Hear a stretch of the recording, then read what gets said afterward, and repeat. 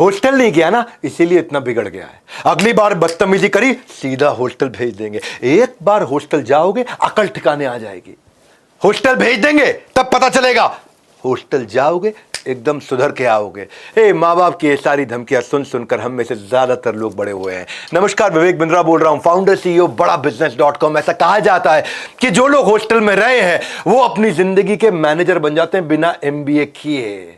Whether you love it और you hate it, पर जो हॉस्टल में रहा है वो अग्री करेगा, वो उसकी जिंदगी का अनफॉरगेटेबल मोमेंट रहे हैं उसकी लाइफ के। हॉस्टल की एक डेफिनेशन भी है, house of student to enjoy life. हाँ, HOSTEL, house of student to enjoy life. हाँ, मैं अभी रिसेंटली सैनिक स्कूल कुंजपुरा गया था, मैं CDS अंबाला गया था, मैं अभी राय स्कूल ऑफ स्पोर्ट्स सोनीपत गया था, मैं कई हॉस्टल्स में होकर के आया पिछले कुछ दिनों में, और मेरे मन में ये इंस्पिरेशन आया, मैं school life versus hostel life, क्या किया जाए, बच्चों को हॉस्टल भेजे या नहीं भेजे, किन चीजों का ध्यान रखे, कैसे हॉस्टल भेजें।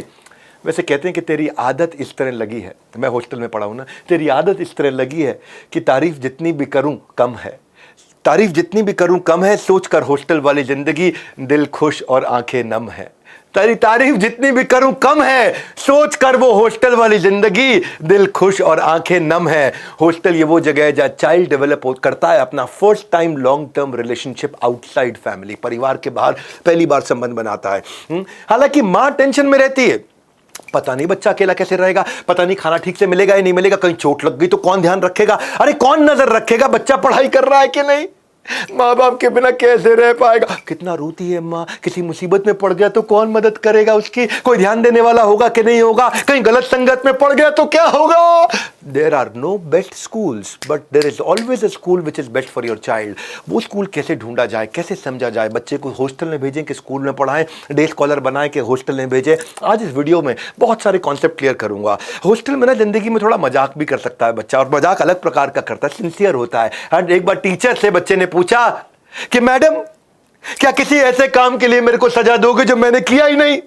टीचर बोले नहीं, जो तुमने नहीं किया उसके लिए तो मैं सजा क्यों दूंगा। अच्छा चलो बच गए, मैंने होमवर्क नहीं किया था। देखिए लाइफ अलग ही लेवल की होती है, कुछ पॉइंट वाइज डिस्कशन कर लेता हूं। पहली चीज क्या है, हॉस्टल लाइफ में ना बच्चे का इंडिपेंडेंस और सेल्फ रिलायंस बहुत ज्यादा हो जाता है।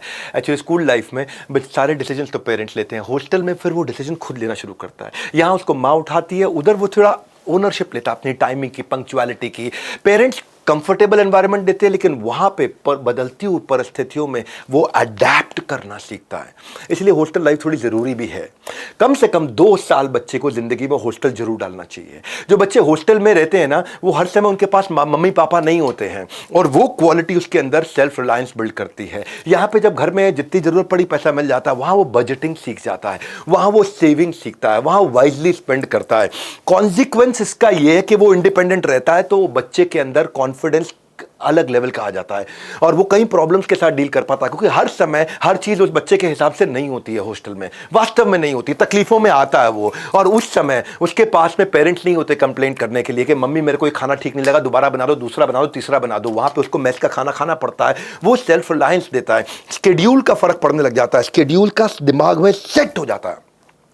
जो बच्चे जिंदगी भर हॉस्टल में पढ़े हैं ना, वो सुबह जल्दी उठते हैं जिंदगी भर। जो बच्चे जिंदगी भर हॉस्टल में पढ़े हैं वो बड़े सेट टाइम पे नाश्ता खाना खाते हैं। और यहां पे क्या है, घर के अंदर तो रूटीन फ्लेक्सिबल है, कभी रात को 1 बज रहा है, कभी वेब सीरीज पे मिर्जापुर लगा रखी है, दिमाग खराब किया हुआ है। हॉस्टल में लाइफ डिसिप्लिन होती है भैया, उनका वे ऑफ वर्किंग बिल्कुल शेड्यूल बेस्ड रहता है, फिक्स टाइम होता है हर चीज का, नाश्ते का, खाने का, हर चीज का। उससे वो फर्क पड़ता है उसकी लाइफ में। बच्चों को पता चल जाता है मुझे अगला क्या करना है, अगला क्या करना है मालूम है। शेड्यूल उसको कंसिस्टेंसी देता है, शेड्यूल उसको स्टेबिलिटी देता है, वो अपने डिस्ट्रैक्शन को खत्म करके फोकस कर सकता है, उसकी लाइफ बड़ी डिसिप्लिन हो जाती है। डे स्कॉलर की लाइफ नेबरहुड पे, पड़ोसियों पे, रिश्तेदारों पे, घर के अलग अलग सामाजिक जो उनकी जिम्मेदारियां उस पर डिपेंड करता है। लेकिन हॉस्टल में कोई डिस्टर्बेंस एक्सटर्नल नहीं है, वहां एक ही फोकस है। सुंदर पिचाई बोलते थे ना इस बारे में कि पड़ोसियों के चक्कर में कई बार रात को लेट होते थे हम लोग, कोई फंक्शन है, सेलिब्रेशन है, कुछ त्योहार है, कुछ है, अगले दिन स्कूल मेरा मिस हो जाया करता था। और एक चीज जो मैंने हॉस्टल में सीखी है, मेरा एक बचपन का दोस्त था तेंजिंग, जो मेरे साथ हॉस्टल में पढ़ता था, तेंजिंग अरुणाचल प्रदेश से। अभी मैं अपने भाई की शादी में गया था, और वो भाई की जब शादी में मैं गया गुवाहाटी, तो तेंजिंग भी अरुणाचल प्रदेश से गुवाहाटी आया था। वो मेरे बचपन का दोस्त था और हमने काफी टाइम साथ में दिया। मैं कुछ फोटोग्राफ भी शेयर कर देता हूँ यहाँ पे। क्या कहना चाहता हूँ, यहाँ क्रॉस कल्चरल एक्सपोजर मिल जाता है आपको। जो है बच्चे को बाजू के शर्मा जी, वर्मा जी, या हो सकता है तिवारी जी मिल सकते हैं, लेकिन अगर हॉस्टल लाइफ में उसको डे देश भर की कंट्री के अलग अलग कल्चर के लोग मिलते हैं, क्योंकि भारत जो है ना वो एक देश नहीं, एक कॉन्टिनेंट है।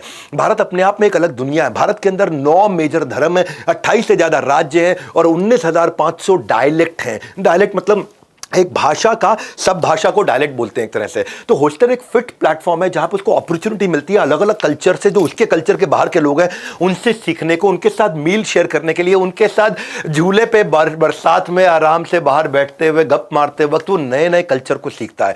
अलग अलग प्रकार के बच्चे हैं वहां पे। वहां हरियाणा का बच्चा भी होगा, रे कर है, पंजाबी भी होगा, पाजी किद्दा, और वहां इलाहाबाद का लड़का भी होगा, अरे कहां बतिया रहे हो भैया, थोड़ा आप बैठिए। तो अलग अलग प्रकार के लोगों से मिलेगा, एक्सपोजर मिलेगा उसको, इंटरैक्ट करने का, कोलैबोरेट करने का, डाइवर्स ग्रुप के अंदर अलग ही लाइफ है, स्टैंडर्डाइज लाइफ है। बच्चे को 2 साल हॉस्टल जरूर भेजना चाहिए। कैसे हॉस्टल, पूरी तरह समझिए बात को। डे स्कॉलर जो है ना वो, उसके पास हर प्रकार के लोग होते हैं, आसपास दोस्त होते हैं, कि अमीर दोस्त होते हैं वो उनसे इनसिक्योर इंफीरियर फील करता है उन रिच दोस्तों से। लेकिन हॉस्टल की लाइफ स्टैंडर्डाइज है, इक्वालिटी है, एक जैसे कपड़े सारे पहनेंगे, they are treating each other very equally. अगर आप मूवी स्टार के बच्चे हैं या किसी IT वर्कर के बच्चे हैं, लाइफ सिंपल और स्टैंडर्डाइज एक जैसी है। तो वहां पर आप लॉन्ग टर्म रिलेशनशिप बिल्ड करते हो। भगवान कृष्ण त्रिलोकीनाथ सर्वलोक महेश्वरम, वो भी हॉस्टल में पढ़े थे। वो कहाँ गुरुकुल में रहे, सांदीपनी मुनि, गुरु सांदीपनी मुनि के आश्रम में रहे और वहां उनके दोस्त बने कौन, सुदामा।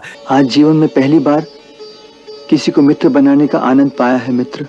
दोनों बाद में सेपरेट हो गए। सुदामा अपनी जिंदगी जी रहे, ये त्रिलोकीनाथ सर्वलोक महेश्वरम द्वारकाधीश द्वारका धाम में रह रहे थे। और जब पता चला कि कौन आ रहे हैं, चक्रवर्ती सम्राट आ रहे हैं, नहीं गरीब ब्राह्मण सुदामा आ रहा है, तब भगवान भागते हुए गए अपने महल से बाहर, उनको हाथ पकड़ के लेके आए, अपने राज सिंहासन में बिठा के उनके पांव धोए। और उनके पांव धोने के बाद रुक्मिणी भी जो थी वो भी ईर्ष्या करने लग गई, ऐसे कौन आ गए जिनको भगवान पंखा कर रहे हैं यहाँ बिठा के और 56 भोग खिला रहे हैं। ये है हॉस्टल लाइफ। ये हॉस्टल लाइफ की दोस्ती होती है, अलग ही लेवल की दोस्ती होती है, रिलेशनशिप जिंदगी भर रहते हैं। और फिर एक चीज मैंने हमेशा देखी, स्कूल लाइफ के अंदर बस में, ट्रैफिक जैम में, बस को पकड़ने में और फिर ट्रैवलिंग में बहुत टाइम वेस्ट होता है। हॉस्टल में क्या, हॉस्टल के कमरे से निकले सीधा स्कूल की बिल्डिंग में पहुंच गए, तो वहां पे कम्यूटिंग ईजी है, प्रॉक्सिमिटी मतलब बिल्कुल बाजू में है। कहते हैं ना, जब बेटर हो जाती है प्रॉक्सिमिटी, ऑटोमेटिकली आ जाती है बेहतर प्रोडक्टिविटी। तो ये बेनिफिट है डे स्कॉलर के जो है ना। मैं ये कहूंगा कि ऐसा नहीं है कि हॉस्टल लाइफ ही बेस्ट है, हॉस्टल लाइफ में गड़बड़े भी बहुत होती हैं। स्कूल लाइफ में पेरेंट्स को हर रोज का अपडेट मिल जाता है, लेकिन हॉस्टल में तो अपडेट आपको बिल्कुल रेगुलर बेसिस पे, मंथली क्वार्टरली बेसिस पे मिलता है। घर में बच्चे को घर का खाना खिला देते हो, वहां मेस का खाना, और कई बार मेस कॉन्ट्रैक्चुअल कुक खाना बना रहे हैं, तो उनके अंदर वो दिल में प्रेम नहीं होता जो माँ का प्रेम होता है। तो हॉस्टल लाइफ के भी नुकसान है।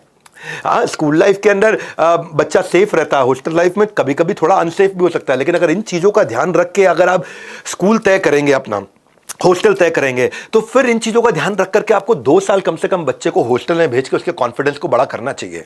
क्योंकि देखो स्कूल लाइफ के अंदर ना जो स्पोर्ट्स एक्टिविटीज होती हैं वो हफ्ते में 1 घंटे होती है, पर अगर हॉस्टल में आप जाओगे, मैं भी रिसेंटली एक स्कूल में गया था, अंबाला में, मेरे क्लाइंट है, उन्हीं का स्कूल है, उसको हम लोग बिल्ड कर रहे हैं, उसको हम लोग ट्रेन कंसल्ट कर रहे हैं। और मैंने उनके स्कूल में देखा वहाँ 365 दिन की एक्टिविटीज चल रही हैं। स्विमिंग भी हो रहा है, NCC भी हो रहा है, हॉर्स राइडिंग भी हो रहा है, कराटे भी हो रहा है। हफ्ते में 1 दिन 1 घंटा खेलने कूदने से सेहत नहीं बनती है, एक्स्ट्रा करिकुलर एक्टिविटी का बेनिफिट ही अलग लेवल का होता है। सोशल स्किल और ओवरऑल पर्सनैलिटी जो बच्चे की बिल्ड होती है, जो सोशल डेवलपमेंट बिल्ड होता है, क्योंकि face to face communication technology के गैजेट के जमाने में खत्म हो गया है।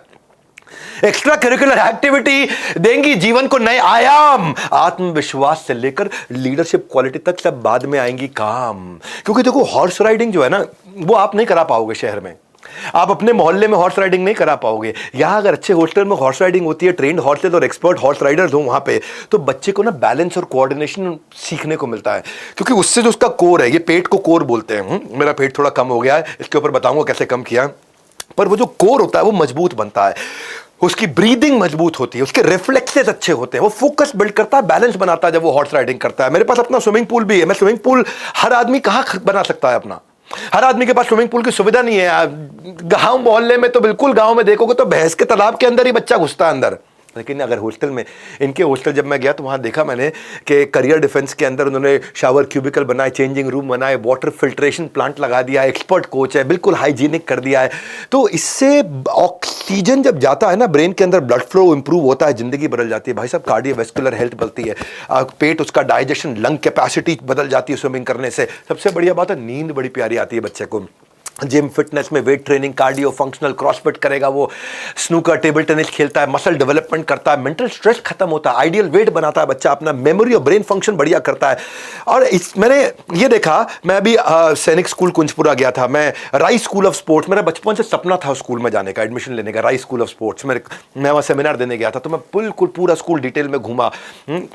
मैं जब ये करियर डिफेंस स्कूल गया, ये स्कूल का नाम ही इन्होंने सर रखा CDS। यहाँ से सबसे ज़्यादा बच्चे इंडियन आर्मी में जा रहे हैं। इन्होंने फीस बड़ी कम रखी है, NCC की ट्रेनिंग कराई यहाँ पे। तो करियर डिफेंस में मैंने क्या देखा, कंपलसरी ट्रेनिंग रखी इन्होंने सारे सबको NCC की। उससे डिसिप्लिन, कैरेक्टर और स्पिरिट ऑफ एडवेंचर बच्चा सीखता है। उसको इंटरव्यू ट्रेनिंग बचपन से सिखाने लग जाते हैं, SSB की, NDA की। NDA होता है ना आपका, डिफेंस के लिए तैयारी होती है। तो बच्चे का स्ट्रेस, एंग्जाइटी अपने आप ही रियल इंटरव्यू से पहले ही खत्म हो जाता है, क्योंकि उसको पहले ही ट्रेनिंग दे दी जाती है। उसको इंटरव्यू मॉक सेशन पहले ही करा देते हैं, बॉडी लैंग्वेज उसकी प्रिपेयर हो जाती है, लीडरशिप मैनेजमेंट ट्रेनिंग होती है उसकी। हॉस्टल लाइफ में 2 साल बच्चे को जरूर डालना चाहिए। अगर वहाँ पे लीडरशिप मैनेजमेंट ट्रेनिंग हो रही है, एंटरप्रेन्योरशिप की भी ट्रेनिंग हो रही है, तो उसको भगवद गीता सिखाई जा रही है, स्पिरिचुअल हीरो बना देते हैं उसको। क्योंकि अगर हॉस्टल अच्छा होगा तो परफॉर्मेंस ट्रैकिंग आप कर पाओगे। परफॉर्मेंस ट्रैकिंग बहुत इंपॉर्टेंट है। मैं इस बिल्डिंग में अलग अलग जगह गया घूमने, मैं आपको वीडियो में साथ साथ दिखाता हूँ।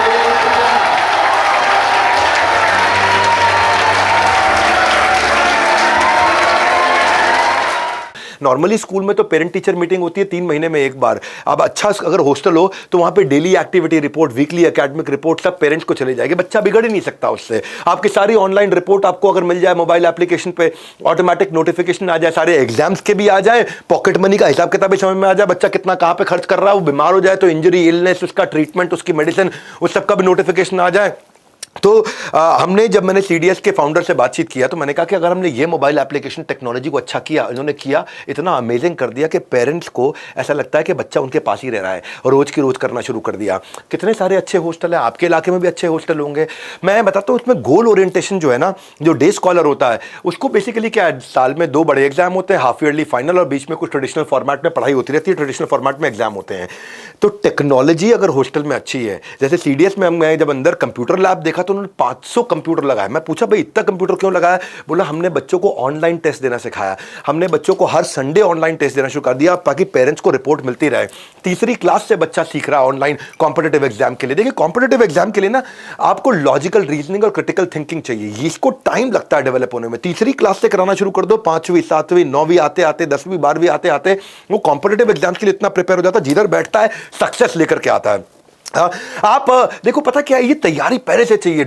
You don't practice until you get right, practice until you can't get wrong. मतलब उतनी तैयारी कर लो कि तुमसे गलती ना हो सके, क्योंकि जो आसानी से आता है ना, जो आसानी से मिलता है वो टिकेगा नहीं, और जो टिकेगा वो आसानी से मिलेगा नहीं।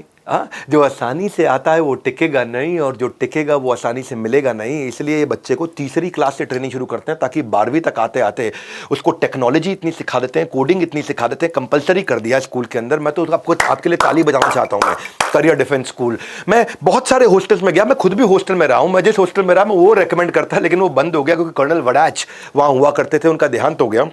बहरहाल जब मैं स्कूल में गया तो मैंने देखा भाई नॉर्मली स्कूल के अंदर कोडिंग जो है 11वीं क्लास में एक ऑप्शनल सब्जेक्ट होता है, वहाँ जाके आप C++, प्रोग्रामिंग, जावा सब सीखते हो। इन्होंने क्या किया, इन्होंने 5वीं क्लास तीसरी क्लास से बच्चे को कंपलसरी प्रोग्रामिंग, लैंग्वेज ट्रेनिंग, उसको टेक्नोलॉजी का ट्रेनिंग देना शुरू कर दिया। और इससे क्या हुआ भाई, उसको वो आगे चल के 12वीं के बाद मेरे को बहुत सारे बच्चे ऐसे मिले जो कह रहे हैं कि वो 30-40 हज़ार रुपये फ्रीलांसिंग से ही कमा रहे हैं, पेरेंट्स पे बर्डन नहीं बने। क्यों? क्योंकि सॉफ्टवेयर डेवलपमेंट सीख गए, वेबसाइट डिजाइनिंग सीख गए, मोबाइल ऐप डेवलपमेंट सीख गए, वीडियो क्रिएशन एडिटिंग सीख गए। ये सब चीजें अगर टेक्नोलॉजी बच्चा सीख सके हॉस्टल में, 365 दिन अगर वो एंगेज रहे। क्योंकि हॉस्टल में एक रूल क्या बनाया हमने, ये मेरे लीडरशिप फंड के पार्टिसिपेंट हैं, इसलिए मैं इनकी तारीफ थोड़ा ज़्यादा भी इसलिए करना चाहता हूं क्योंकि हम इनकी ग्रोथ को, इनकी प्रोग्रेस को मॉनिटर कर रहे थे।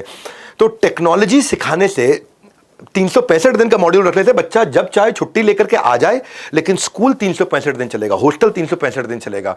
वहां पे हम उसको जमीन से जोड़ेंगे बच्चे को। तो हमने एक नई चीज ऐड कराई इनसे बात करके, और ऑर्गेनिक फार्मिंग भी। भाई डे स्कॉलर जो है ना, बच्चा घर पे खाना खाता है या कैंटीन का खाना खाता है, लेकिन इस स्कूल के अंदर बच्चा ऑर्गेनिक खाना खाएगा, और न केवल खाएगा, वही उगाएगा, वही गाय का दूध निकालेगा भी, वही फल सब्जी भी उगाएगा।